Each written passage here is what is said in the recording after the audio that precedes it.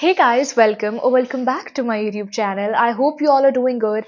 And I know it's been a long time that I filmed a long form video, and I'm sorry for that. Like, I've just been busy. I'm not gonna make any excuses because that's irritating. Like, I hate when people make excuses, but just forgive me, okay? I have a lot of things to do. And I am trying my best to just like be consistent, and I hope I would be consistent from next year probably. So yeah, let's hope for the best. But today's video is very interesting. So if you don't know, 2025 was my first year as a reader.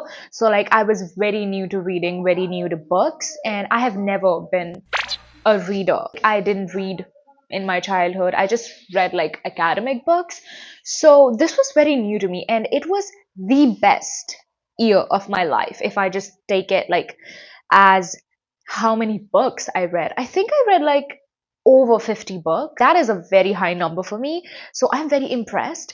But the thing is that I found a lot of popular books and a lot of good books and new releases, and I'm so excited to share my top 10 with you guys. People are actually doing like top 25 for 2025, but I really just read like over 50 books, and like I cannot just list like half of the books in this list.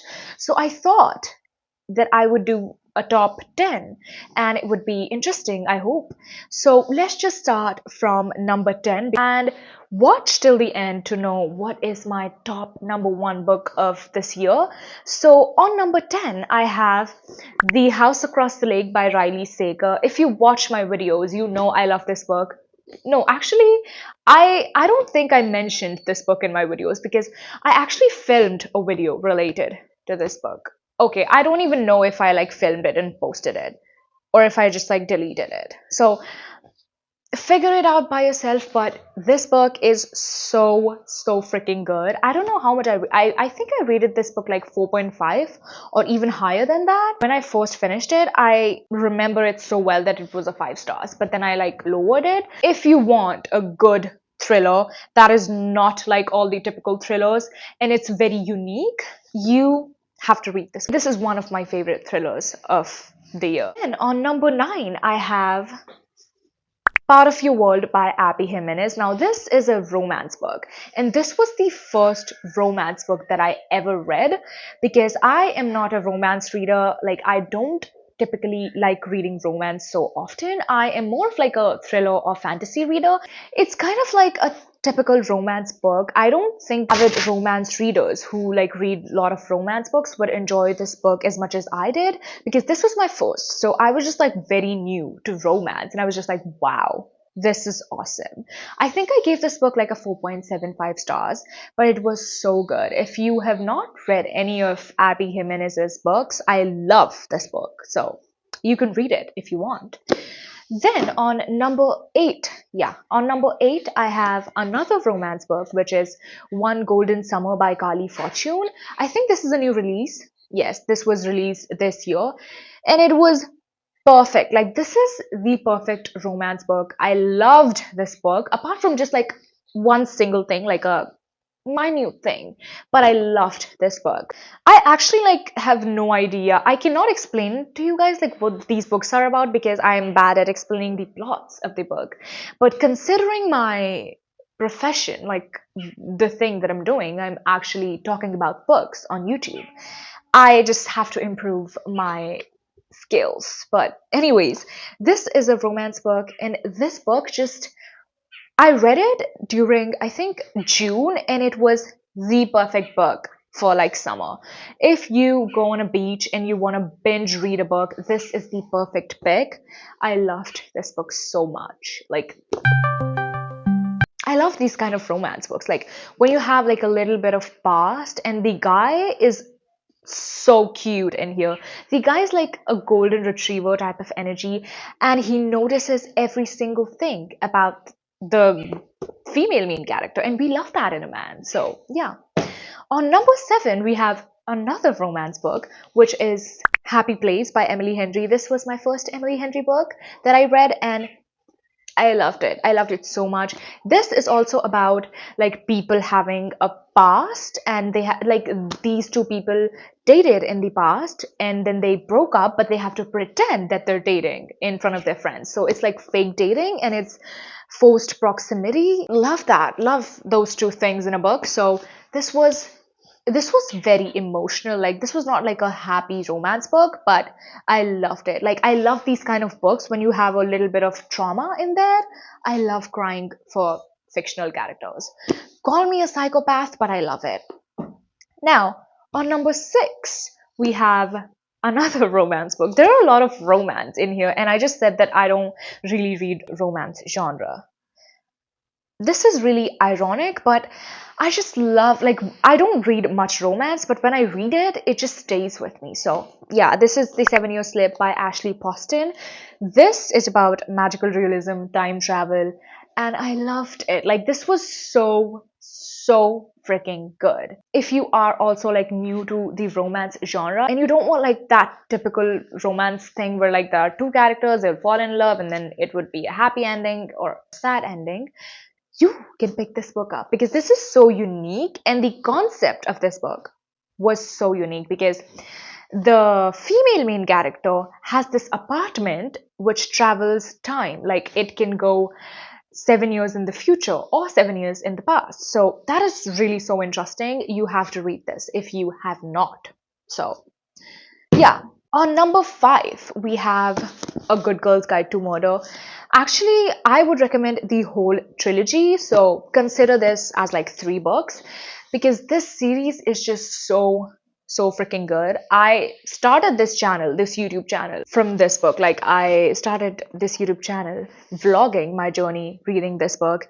So this would always be so special to me. I love this book. Like this is so good. You are missing out if you have not read this book. So I'm not going to say much. This is very special to me. Then on number 4, we have the chunkiest book, which is A Court of Silver Flames by Sarah J. Maas. If you don't know, I just finished the ACOTAR series this year, and it's one of my favorite fantasy series. I cannot just shut up about this series because it's so good. And this is, I think, the last book, and it's about a totally different character. Like the whole series, the whole 4 books, we are in Feyre's point of view. That was the female main character. And then this book, we are in her sister Nesta's point of view.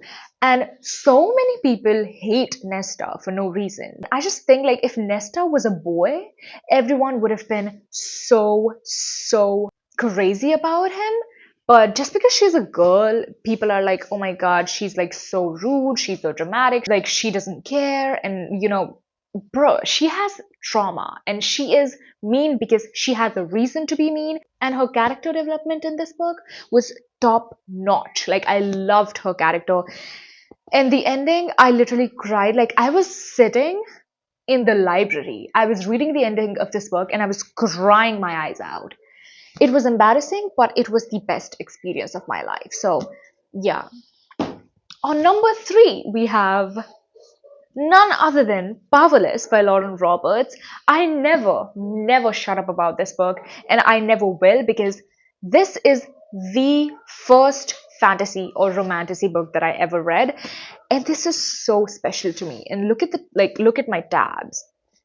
This was the first time I was tabbing, and my first fantasy romance. I know that the internet is just like divided between like if the series is good or if this series is just like a copied version of another fantasy series. But in my defense, I read this one first, so I just consider this as the original story because I read this one first.